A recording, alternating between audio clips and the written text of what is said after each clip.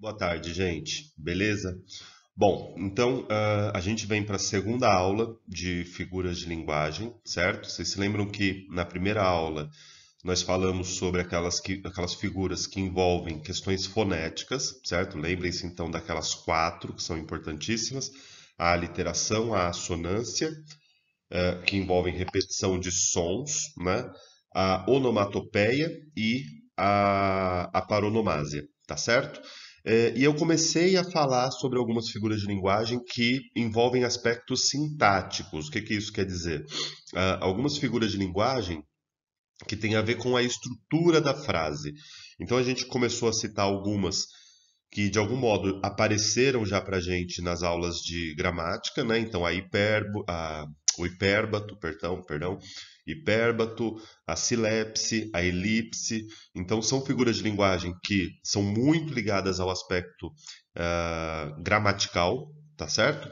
E hoje a gente vai tratar de mais algumas delas e eu queria que vocês notassem como esse assunto está extremamente ligado, apesar de a gente tratar na aula de interpretação, como ele está extremamente ligado a questões gramaticais. Porque a gente vai precisar aqui saber de questões de, de sujeito, de objeto, esses pontos, tá certo? Sobre as três que a gente já tratou na aula anterior, talvez apareça alguma coisinha ou outra aí, né? Eu vou retomar um pouquinho aquelas lá, mas o importante mesmo é a gente ver exemplos de outras figuras também sintáticas que a gente não comentou, tá certo? Então vai aparecer polissíndeto, assíndeto, apóstrofe, anacoluto, e todas elas muito ligadas a aspectos estruturais.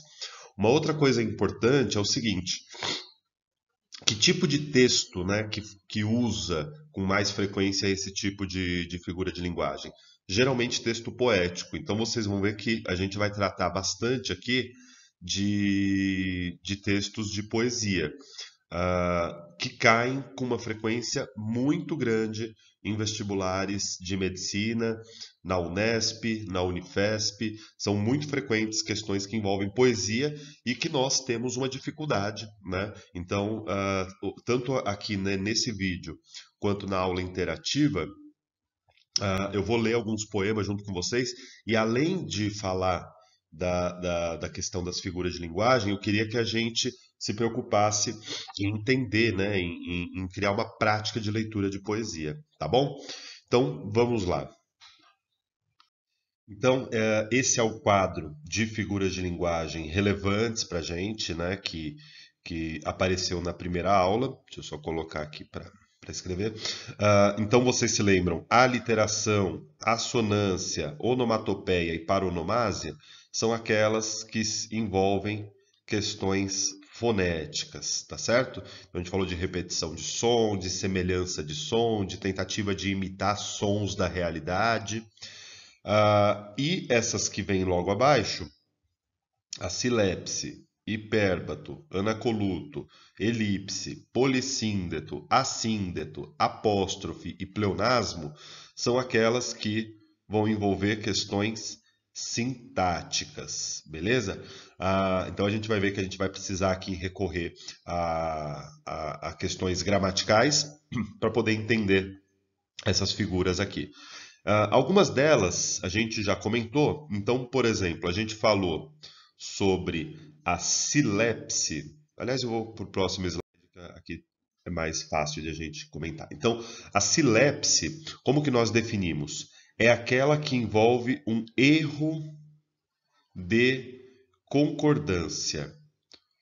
Uma concordância ideológica, vocês se lembram? Então, quando a concordância se dá não com o termo sintático, mas se dá com a ideia que aquele termo estabelece. Então, a gente viu alguns exemplos, né? Talvez apareça alguns aqui, eu não me lembro agora dos slides do vídeo, mas talvez apareçam uns outros aqui. E vocês se lembram que a silepse pode ser de gênero, quando o desvio se dá quanto ao masculino e feminino, pode ser de número, ou pode ser de pessoa, tá certo? Então, é aquele desvio de concordância, aquele erro de concordância, porque eu estou estabelecendo uma ideia, uma concordância por meio da ideia, não pelo causa do termo sintático. Bom, o hipérbato é aquela figura de linguagem que apareceu bastante quando a gente falou sobre ordem direta, né? Então, o hipérbato a gente pode definir como a inversão da ordem direta, certo? Então, vocês se lembram que aquela ordem sujeito, verbo, objeto, quando é muito invertida a ponto de comprometer o entendimento do texto, e vocês se lembram, acho que o exemplo máximo dessa figura de linguagem a gente encontra no hino nacional, quando a gente faz uma inversão muito intensa, muito comprometedora para o sentido do texto, então a gente tem a ocorrência dessa figura que é o hipérbato, tá? A elipse, vocês se lembram que é a omissão de um termo, tá certo? Então, um termo que pode ficar oculto porque ele foi citado antes, porque o contexto permite dizer a que ele se refere. Então, aí a gente está falando de uma elipse. E o zeugma é a elipse específica do verbo, tá certo? Mas, geralmente, o vestibular usa esses dois nomes aí. A gente não tem grandes problemas. Zeugma é um subtipo de elipse. Anacoluto. Então, vamos comentar sobre todos esses casos aqui, e aí depois a gente só se dedica a falar de exemplos, tá? Então, o anacoluto é o seguinte, é muito comum na fala, tá certo? O primeiro ponto do anacoluto é que ele é comum na fala. Eu, por exemplo, uso bastante essa figura de linguagem, é até um vício de linguagem na minha fala, que é o seguinte, é quando fica um termo da frase, a definição é essa, ó. Um termo da frase fica sem função sintática. Por que é comum na fala? A gente vai ver. O anacoluto, a melhor maneira de a gente falar é por meio de exemplo. A ideia do anacoluto é o seguinte: eu começo a falar alguma coisa e de repente na minha cabeça eu reformulo a frase e começo novamente essa frase de uma outra maneira. A gente vai entender isso melhor. Polissíndeto e assíndeto são duas figuras que a gente tem que tratar juntas, porque na verdade uma é o oposto da outra, né? A ideia é a seguinte: elas são comuns em enumerações, elas vão aparecer somente em enumerações, tá? Só meu nariz aqui. Por quê? O que a gramática diz sobre enumerações? Então eu vou enumerar 5 termos. Vou ao mercado e vou comprar 5 produtos. Então, o que a gramática diz? Eu tenho que separar esses nomes por vírgula, vírgula, vírgula, vírgula, vírgula. Quando chega entre o penúltimo e o último, eu faço o quê? Põe um E. Né? Então, a gramática diz, você vai colocando vírgula, vírgula, vírgula. Quando chega entre o penúltimo e o último, você põe uma conjunção, geralmente um E, quando a gente está falando de uma enumeração. Né? O que é o polissíndeto? Síndeto significa conjunção. Lembra das orações sindéticas? A gente vai falar disso em gramática. O polissíndeto é quando, ao invés de colocar vírgula, vírgula, vírgula, vírgula, e só no final colocar o E, é colocar E, separando os termos de uma enumeração. A gente vai ver isso por exemplos. Mas a ideia é, por que se faz isso? Geralmente para criar algum efeito de sentido. A gente vai ver que efeito de sentido geralmente se cria com isso, é bem comum em poesia, tá? O assíndeto é exatamente o contrário. Então, síndeto é conjunção e esse A é o A de negação, né? O A que aparece em reprodução assexuada, certo? Então, ao invés de colocar vírgula, vírgula, vírgula, vírgula e no final E, eu só coloco vírgula. E aí você fala, por que você faz isso? Professor, isso está errado? Sim, do ponto de vista gramatical, tanto o polissíndeto quanto o assíndeto são desvios da regra, concordam? Mas isso vale para todas as figuras de linguagem. A ideia é que quando se faz isso, quando se comete esse desvio por questões estilísticas, então aí a gente está falando principalmente de texto literário, o autor pretende, né, estabelecer algum tipo de interpretação que a gente vai ver qual que pode ser nesses casos aqui, tá bom? O apóstrofe. Aliás, sobre o apóstrofe, deixa eu definir, eu vou falar uma coisa importante. Tem um exercício da Unicamp que a gente vai resolver sobre apóstrofe e na aula interativa eu queria ler com vocês uma parte relativamente grande de um poema do Castro Alves, mas eu vou falar já sobre isso. O que é o apóstrofe? É um vocativo. E aí, professor, o que é um vocativo? É um apóstrofe, né? Não resolveu nada. O problema é o seguinte: em poesia é muito comum que o autor use vocativos. Lembra o que é o vocativo, né? Aquela parte do texto em que a gente mostra a quem a gente se dirige, né? Com quem a gente está falando, tá certo? Então a gente fala João, vírgula, isso é um vocativo. O que é o apóstrofe? O apóstrofe é quando o autor do texto usa um vocativo, e geralmente um vocativo grandioso, geralmente um vocativo que não é literal. Então, quando ele escreve um texto se dirigindo ao mar, obviamente houve ali uma personificação, né? A gente vai falar sobre essa figura de linguagem nas próximas aulas. Houve uma personificação, por quê?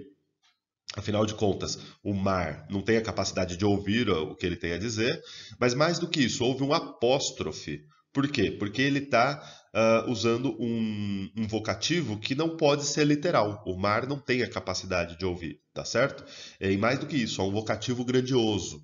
Então, eu quero ler junto com vocês na aula interativa um trecho do poema Vozes da África, que é um texto que eu leio bastante todos os anos na sala de aula, do Castro Alves, em que ele usa, não só por causa do apóstrofe, mas porque eu acho que a gente chega num ponto aqui da aula em que ler poesia passa a ser uma coisa importante. A gente vai ver pelos exemplos que vão aparecer pra gente, tá certo? Então, o apóstrofe é o uso desse vocativo grandioso. E por que eu trouxe o Castro Alves? O Castro Alves vai usar nesse poema, Vozes da África, ele personifica o continente africano, né? E ele se dirige a Deus, principalmente, e fala das mazelas pelas quais o continente passa e tudo mais. Tá certo? Então a gente vai ver apóstrofe lá, mas a gente vai ver outros recursos também, eu acho que isso vai valer a pena. E o pleonasmo, vocês se lembram que pleonasmo também é uma figura de linguagem relativamente simples, né? Que é aquela repetição de ideias por meio de palavras diferentes. Então, existe o pleonasmo vicioso, né, que é aquele que muitas vezes a gente usa do subir para cima, do entrar para dentro, do descer para baixo, do há 20 anos atrás. Vou falar mais sobre esse pleonasmo depois. Duelo de ligação, hemorragia de sangue, tem esses pleonasmos aí. E existe o pleonasmo estilístico, que acontece em texto literário com alguma intenção de dar ênfase, tá certo? Então vamos começar a tratar essas daqui, e a gente vai falar mais sobre elas com outros exemplos na aula interativa também, tá bom? Então vamos lá. Bom, então para a gente começar, eu trouxe aqui uma questão da Unesp, a gente vai começar justamente pelo pleonasmo, tá? Uma questão da Unesp 2016, e tem esse poema do Manuel Bandeira, que se chama Poema Só para Jaime Ovalle. Ele dá aqui uma indicação, Jaime Ovalle era um compositor que se juntou ali àquele grupo de artistas do Rio de Janeiro, certo? E ele era muito amigo do Manuel Bandeira. E aí ele diz assim: quando acordei hoje, ainda fazia escuro, embora a manhã já estivesse avançada. Chovia uma triste chuva de resignação, como contraste e consolo ao calor tempestuoso da noite. Então me levantei, bebi o café que eu mesmo preparei, depois me deitei novamente, acendi um cigarro e fiquei pensando, humildemente pensando na vida e nas mulheres que amei. Certo. Lembra, né, essa primeira geração do modernismo, em que se enquadra o Manuel Bandeira, tem essa característica de falar, de trazer a poesia para temas do cotidiano, para temas que não são propriamente grandiosos, como era por exemplo, o parnasianismo, tá certo? Então a Unesp vai dizer: pleonasmo, pleonasmo, dois pontos. Emprego de palavras redundantes de sentido igual, redundância. Há o pleonasmo vicioso, decorrente da ignorância da língua e que deve ser evitado, e o pleonasmo estilístico, usado intencionalmente para comunicar a expressão maior vigor ou intensidade. Então é o que eu falei, né? Você tem aquele pleonasmo vicioso, próprio da fala e tal, né? Em que a gente usa lá, por exemplo, o subir para cima, o descer para baixo e tal. E existe o pleonasmo enfático, que é utilizado em textos literários, muito mais comuns em textos literários, que tem alguma intenção estilística. Então ele vai dizer: transcreva o verso em que se verifica a ocorrência de pleonasmo e justifique sua resposta. Isso é uma questão da segunda fase da Unesp, né? Então aqui a resposta é a seguinte: chovia uma triste chuva de resignação, né? Então aqui ele está dizendo que chovia e na sequência ele diz que chovia uma chuva. Então, na justificativa, você vai dizer que essas duas palavras carregam sentidos semelhantes e que, no contexto em que ocorrem, servem para repetir, para redundar a ideia da chuva, tá certo? É interessante nesse tipo de resposta, principalmente aqui em resposta dissertativa, que você se valha das palavras do próprio enunciado, né? Então ele deu essa definição de pleonasmo aqui não só para você lembrar o que é pleonasmo, mas para você, na sua justificativa, empregar esses termos também, né? Então você vai falar, ó, tanto chovia quanto chuva nesse verso redundam, isso quer dizer, são palavras de sentido semelhante. E aqui a gente tem, como ele diz lá, um pleonasmo estilístico, tal, né? Então aí na sua justificativa você pode desenvolver, certo? Sobre a elipse, né, eu sei que é uma figura de linguagem que nós já comentamos na semana passada, mas ainda assim ela é extremamente frequente. Se eu pudesse, daria para a gente fazer vários exercícios aqui sobre elipse. Então é um assunto bem relevante para a gente. Então eu vou comentar mais um pouquinho. E aí, só um minutinho, gente. Cada caso é um caso. Esse daqui tem um agravante, né, que é um soneto do Camões, certo? Quando envolve poesia, a coisa tende a ficar um pouquinho pior, né? Então eu quero ler junto com vocês, mas antes de ler, vamos ver o que ele vai perguntar. E mais do que ler, eu queria então que a gente começasse a explorar essa questão da leitura da poesia, a ler com calma, tentar entender como que a gente pode fazer a leitura resolvendo problemas de vocabulário, tá certo? Para chegar na aula interativa e a gente poder ler o Castro Alves e entender o que ele está dizendo, tá? Então ele diz assim: observa-se a elipse do termo vontade no verso. Então ele já até deu a dica para gente. Essa palavra aqui, em algum verso, ela está escondida. Então vamos ler o texto e vamos entender o que o texto está dizendo. Ele diz: aquela triste e leda madrugada, cheia toda de mágoa e de piedade, enquanto houver no mundo saudade, quero que seja sempre celebrada. Ela só, quando amena e marchetada saía, dando ao mundo claridade, viu apartar-se de uma outra vontade que nunca poderá ver-se apartada. Ela só viu as lágrimas em fio que, de uns e de outros olhos derivadas, se acrescentaram em grande e largo rio. Ela viu as palavras magoadas que puderam tornar o fogo frio e dar descanso às almas condenadas. O que ele está falando? Vamos por partes. Aquela triste leda madrugada, leda, entenda, né? Mesmo que você não saiba o que é leda, você entende que é alguma coisa que está no contexto da tristeza, certo? Aquela triste leda madrugada, cheia toda de mágoa e de piedade, enquanto houver no mundo saudade, quero que seja sempre celebrada. Então ele está dizendo, eu quero que aquela noite, uma determinada madrugada aí, seja sempre lembrada enquanto existir saudade no mundo. Beleza. Ela só, quando amena e marchetada saía, dando ao mundo claridade, viu apartar-se de uma outra vontade que nunca poderá ver-se apartada. Olha o que ele está dizendo. Ela que se refere à madrugada, a uma personificação aqui, né? Ele está dizendo que só ela, só a madrugada, viu, né? Veja que é uma personificação, tá certo? Então essa madrugada presenciou o quê?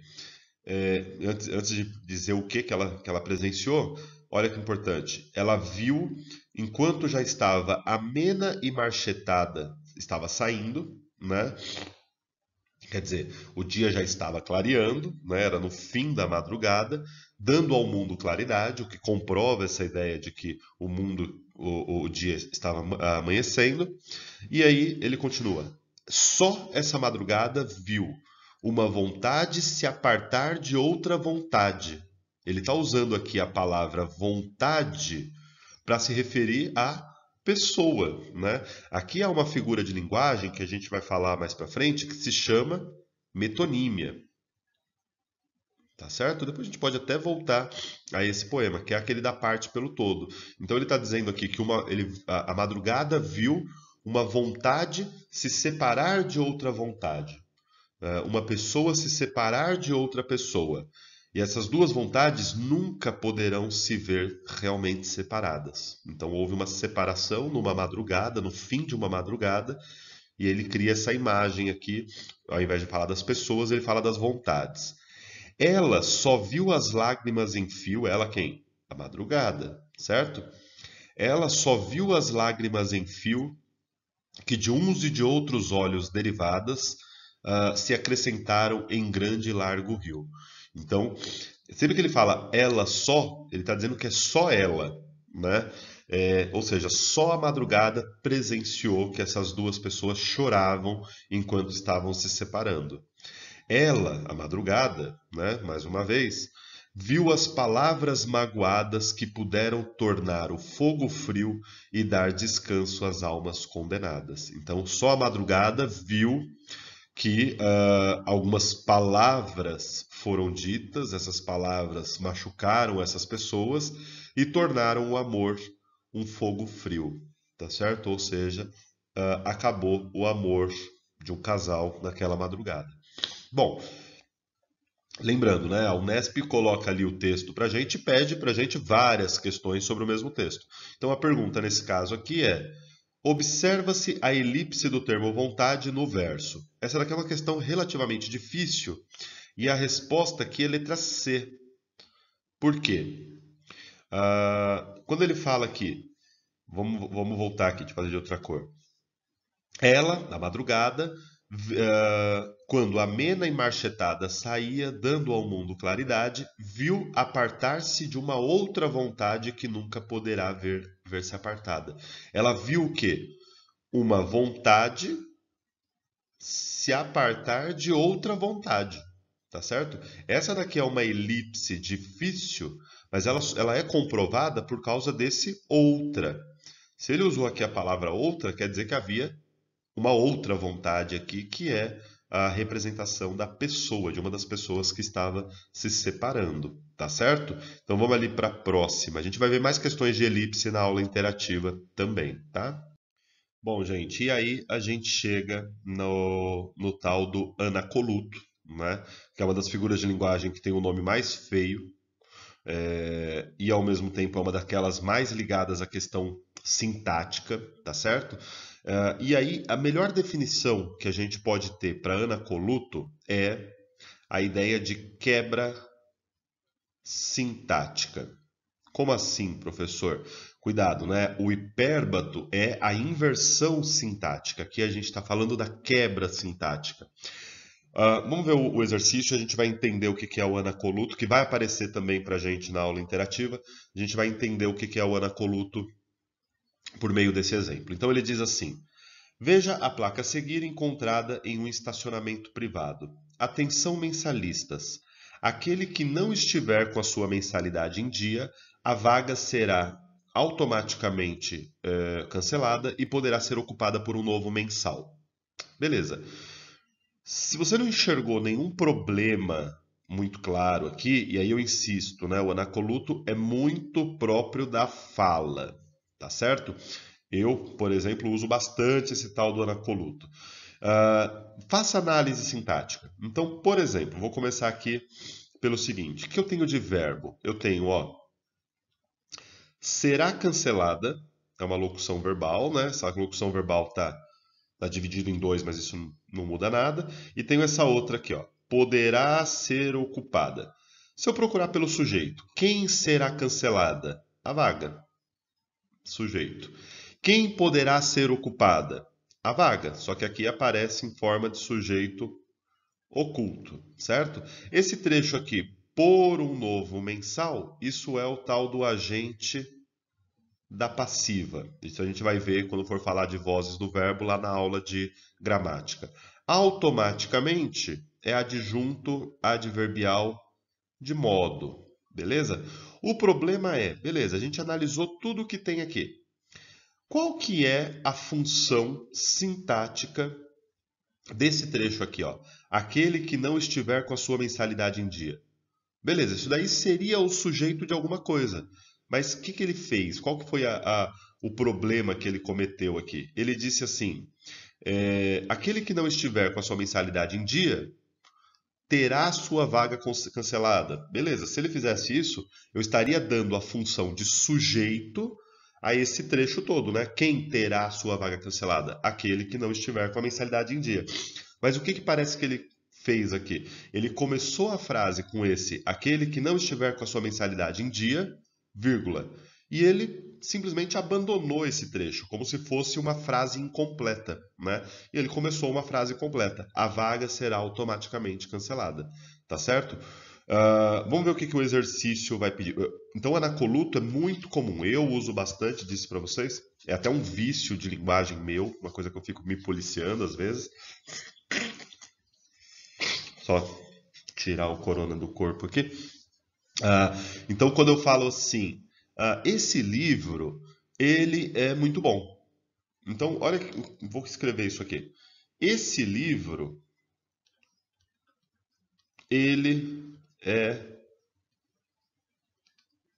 muito bom. Se eu fizer a análise aqui, olha o que, que eu tenho. É o verbo, ele é o sujeito, muito bom. Esse daqui é um verbo de ligação. Muito bom é um predicativo do sujeito. Beleza. Agora, qual que é a função sintática do esse livro? É lógico que semanticamente a gente sabe que esse livro tá especificando aqui qual é o significado desse pronome ele. Beleza. Agora, sintaticamente, esse trecho aqui não tem função nenhuma. Eu poderia simplesmente ter dito: esse livro é muito bom. Tá certo? Eu tenho aqui além do anacoluto, tem um pleonasmo, tá certo? Beleza? Sim. Vamos ver então. Explique o conceito de anacoluto empregando o período do comunicado. Então, o que a gente teria que dizer aqui? A gente teria que dizer que anacoluto é a quebra sintática e na frase em questão isso acontece no trecho aquele que não estiver com a sua mensalidade em dia, que não apresenta nenhum tipo de função no restante da frase, tá certo? Ele não se enquadra, é como se fosse uma frase incompleta, tá certo? Na letra B, ele diz assim: a seguir, proponha uma correção para o texto, eliminando o vício sintático. Bom, uma das correções seria a vaga, olha bem, vou colocar aqui, ó, a vaga daquele que não estiver com a sua mensalidade em dia, aí sim, ó, será cancelada e assim por diante. O que, que eu fiz? Eu dei àquele trecho uma função sintática de satélite de vaga. Tá certo? Ah, professor, mas não pode ser um caso de inversão? Não, até porque para poder transformar esse que não estiver com a sua mensalidade em dia em satélite de vaga, eu tive que colocar a preposição de, ó. que não existia no texto original, tá certo? Sobre anacoluto, a gente vai falar mais na aula interativa. Bom, na verdade, tem outro caso de anacoluto aqui que eu trouxe, uma questão do ITA, né? Essa questão está no livro de exercícios de vocês, e ele diz assim: relacione as colunas e assinale a opção correspondente. Então ele deu aqui 3 frases e 3 figuras de linguagem, tá certo? A literação é uma figura de linguagem que a gente falou na aula passada. Anacoluto é o problema maior para a gente, né? O foco nosso nessa aula. E sinestesia vai aparecer na aula da semana que vem, mas eu vou dar uma definição aqui bem simplesinha. Sinestesia é a mistura de sensações, né? Então, lembrando, a gente tem 5 sentidos: olfato, audição, paladar, tato e visão. Quando eu misturo a maneira como esses 5 sentidos são admitidos, a gente tem uma sinestesia. A gente vai ver isso no exemplo.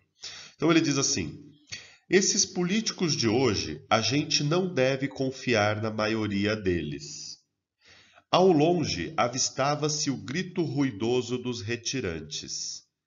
E fria e fluente, frouxa claridade flutua como as brumas de um letargo. Bom, então a aliteração, lembrando, a gente definiu a aliteração como repetição de sons consonantais, certo?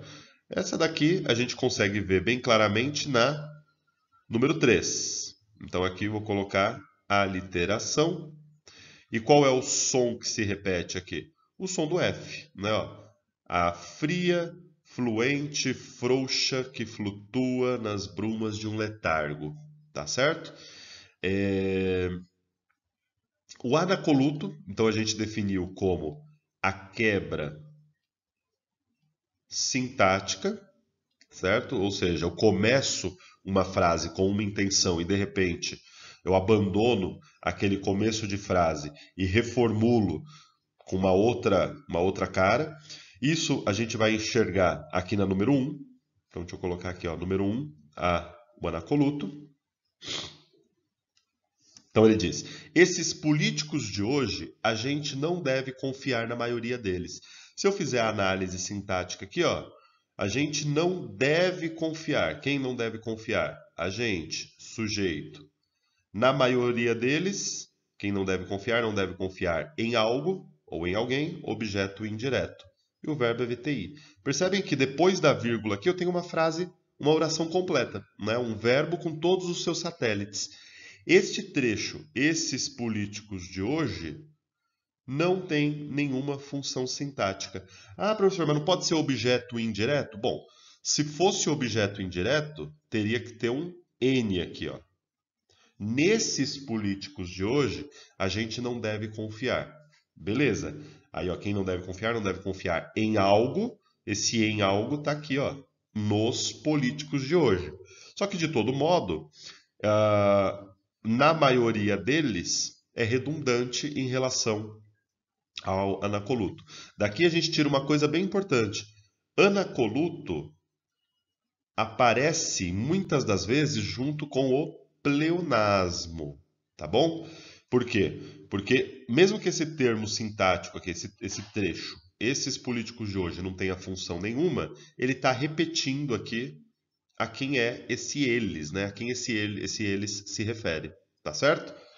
E o caso da sinestesia, que é a mistura de sensações. Ele diz assim, deixa eu fazer de outra cor. Ao longe avistava-se o grito ruidoso dos retirantes. Professor, mas onde que está aqui a sinestesia? Né? Grito ruidoso? Não. Grito ruidoso, um grito pode ser literalmente ruidoso. Um grito é um ruído. O problema está no avistava o grito. Né? Veja que o avistar está no campo da visão, ao passo que o grito está no campo da audição. É impossível, literalmente, você ver, avistar um grito, tá certo? Então, a número 3, né, sinestesia, aparece aqui na frase 2, tá bom? Beleza? Bom, e aí a gente entra no assíndeto e polissíndeto, que são aquelas duas figuras que eu disse que é importantíssimo a gente tratar juntas, né? Porque uma é o oposto da outra, tá bom? O que que é o assíndeto? Então lembra que o assíndeto é a ausência de conjunção. O polissíndeto é a repetição de conjunções. Quando que isso acontece? Em enumerações. Tá certo? Então vamos relembrar que eu falei para vocês. Fui ao mercado para comprar, ah, sei lá, para comprar manga, abacate, limão e couve, certo? Então a gramática diz pra gente, ó, isso diz a regra gramatical. A gramática diz, olha, quando você vai fazer uma enumeração, você coloca primeiro elemento, vírgula, segundo elemento, vírgula, terceiro elemento, vírgula. Entre o penúltimo e o último, eu uso uma conjunção. Isso é a regra gramatical, beleza? O ponto é, o assíndeto ocorre quando eu não coloco conjunções. Então, quando eu coloco somente vírgulas numa enumeração. Vou ler esse trecho com vocês aqui, que é um trecho de uma notícia, de uma reportagem, né, de um artigo, melhor, do Carlos Mink. Carlos Mink era um ministro, né, do meio ambiente, e ele diz assim: as emissões de gases poluentes aumentam, o verde mingua, os desertos avançam, as geleiras derretem. Como defender o planeta e a qualidade de vida? Ecologistas e técnicos do Rio de Janeiro formularam um conceito integrador e ousado que começa a ser posto em prática em parceria com a iniciativa privada. A concepção do projeto Parque Fluvial pressupõe o enfrentamento dos principais desafios ambientais da atualidade: garantir a quantidade e a qualidade da água doce, reconstruir a biodiversidade das espécies e neutralizar as emissões de carbono. Percebam que nesse trecho aqui, o Carlos Mink constrói duas enumerações. Uma que está aqui no final, ó, garantir a qualidade e a quantidade da água doce, reconstruir a biodiversidade das espécies e neutralizar as emissões de carbono. Ele enumera para a gente três termos, né? Ó, garantir a quantidade e a qualidade da água doce é o primeiro termo. Reconstruir a biodiversidade das espécies é o segundo termo. Neutralizar as emissões de carbono é o terceiro termo. E ele segue a regra gramatical aqui, certo? Ele usa vírgula entre o primeiro e o segundo e conjunção entre os dois últimos, beleza? O nosso problema ocorre aqui, ó. As emissões de gases poluentes aumentam, o verde mingua, os desertos avançam, as geleiras derretem. Percebam o quê? O que é míngua? Diminui, tá certo? Lua minguante é a lua menor, a lua que aparece menos, é a lua que está diminuindo. Então ele diz: as emissões de gases poluentes aumentam, esse é o primeiro termo. O verde mingua, esse é o segundo termo. Os desertos avançam, esse é o terceiro termo. As geleiras derretem, esse é o quarto termo. Pela convenção gramatical, aqui entre o terceiro e o quarto, ele deveria ter usado uma conjunção, por exemplo, e, fazendo o que ele fez aqui no final do parágrafo, certo? Mas ele não fez isso. Por quê? Bom, primeiro porque ele utilizou um assíndeto. Agora, qual que é a intenção do uso do assíndeto? Muito importante, gente. Ele poderia simplesmente ter errado, certo? Agora, qual que é a intenção dele nesse caso?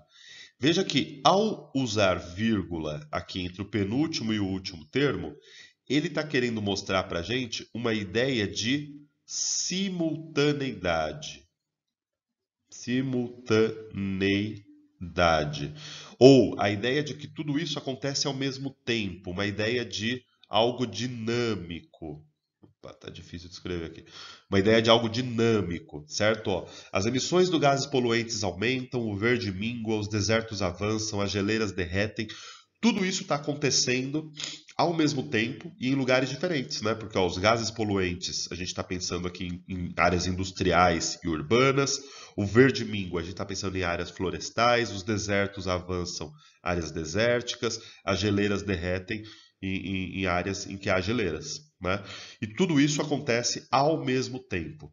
Quando a ideia do assíndeto é exatamente essa, a ideia da simultaneidade, do dinamismo, a ideia de que tudo ocorre de maneira extremamente rápida, tá certo? Tô com o nariz entupido, tá bom? E aí vamos dar uma olhadinha no polissíndeto.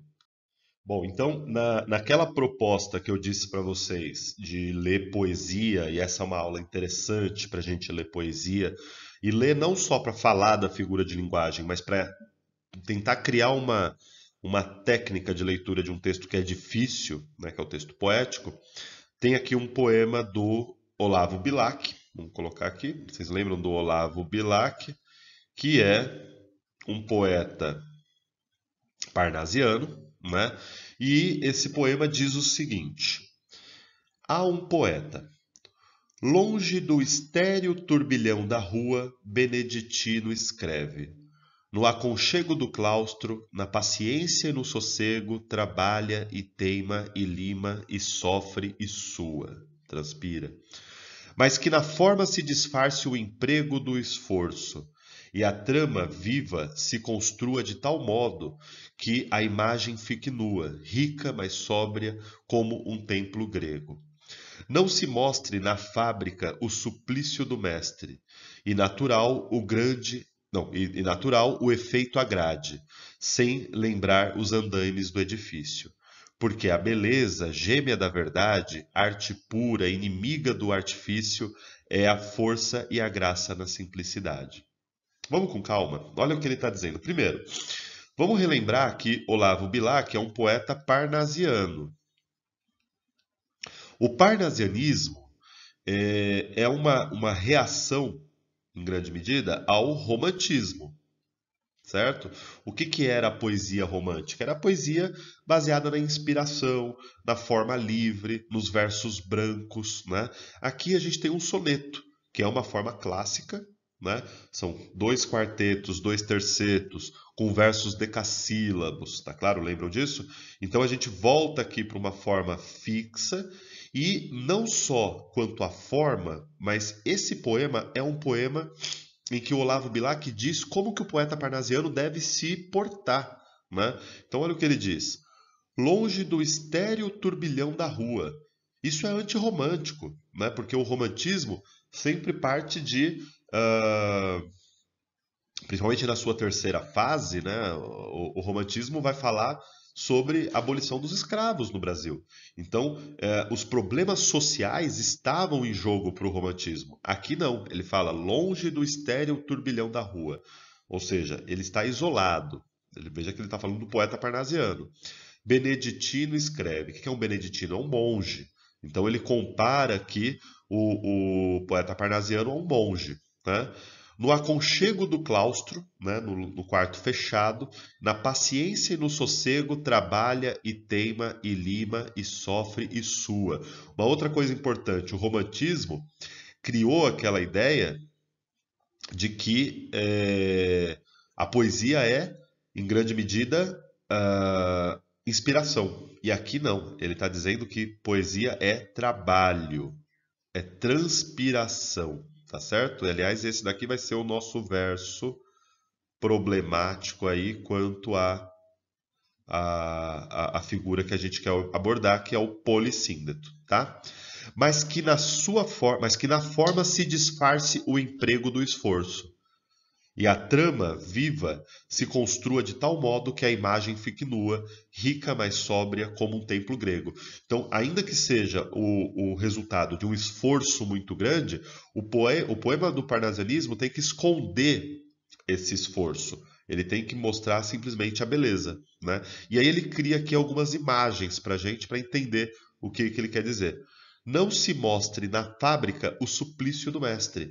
Ou seja, na fábrica, quando sai o produto final, né, a gente não sabe ali qual foi a dificuldade que houve para produzir aquilo. Ou seja, o que interessa é o produto final. É isso que ele está dizendo. E natural o efeito agrade sem lembrar os andaimes do edifício. Ou seja, ele usa um exemplo aqui da arquitetura. Então, assim, é muito difícil se construir um prédio, Só que quando o prédio fica pronto e a arquitetura é bonita, o andaime, né, e os operários que fizeram aquilo se apagam e fica só a beleza do prédio. Então ele está dizendo que o poema parnasiano tem que ser belo e deve ocultar todo o trabalho que o poeta teve em escrever. Porque a beleza, gêmea da verdade, a arte pura, inimiga do artifício, é a força e a graça na simplicidade. Tá certo? Então ele está dizendo aqui como que um poema parnasiano deve ser e como que um poeta parnasiano deve se portar. Tá bom? Lembrando que isso daqui está no contexto de a gente criar esse hábito aí de ler poesia nas próximas aulas, tá? Onde que está o polissíndeto? O polissíndeto está aqui, né? Ó. Então ele está falando que o poeta parnasiano trabalha e teima e lima e sofre e sua. Por que ele faz isso? Por que ele repete essa conjunção? Se o efeito pretendido pelo assíndeto é a ideia de dinamicidade, aqui é exatamente o contrário. Aqui a gente tem a ideia de uma ação ou várias ações que são muito vagarosas, é algo vagaroso, é algo trabalhoso. Vocês concordam? Então, ao repetir esse e, ele está dando a ideia de que trabalha e teima e lima e sofre, ou seja, é um trabalho muito árduo, que é o trabalho do poeta parnasiano. Tá certo? Beleza? E para a gente terminar, tem aqui a questão da Unicamp, página 89, que vai falar sobre o apóstrofe. Beleza. E a Unicamp usa o nome, né? No poema, a apóstrofe, uma figura de linguagem, indica que o enunciador. Então aqui é um poema do Fernando Pessoa, chamado Mar Português, e ele diz: Ó mar salgado, quanto do teu sal são lágrimas de Portugal. Por te cruzarmos, quantas mães choraram, quantos filhos em vão rezaram, quantas noivas ficaram por casar. Para que fosses nosso, ó mar. Valeu a pena? Tudo vale a pena se a alma não é pequena. Quem quer passar além do bojador tem que passar além da dor. Deus, ao mar, o perigo e o abismo deu, mas nele é que espelhou ao céu. Eu vou voltar nesse poema para a gente falar depois desses dois últimos versos na aula interativa, mas a pergunta é: onde que está o apóstrofe? E a apóstrofe está aqui, ó mar salgado. Então ele se dirige aqui, né? Isso daqui é um vocativo. Ele se dirige ao mar para refletir, né? Então aqui é a letra A. Ele convoca o mar para refletir sobre a história das navegações portuguesas, tá certo? A ideia do vocativo e do apóstrofe é convocar alguém. O próprio nome convocar vem de vocativo, né? Convocar, chamar alguém para alguma discussão, tá certo? Gente, tudo isso daqui a gente vai abordar novamente na aula interativa, com outros exemplos. Vamos falar sobre leitura de poesia, que é um assunto muito importante se a gente estiver realmente preocupado com o vestibular. Eu acho que nós estamos. Beleza? Então, um beijo para todo mundo. Até mais.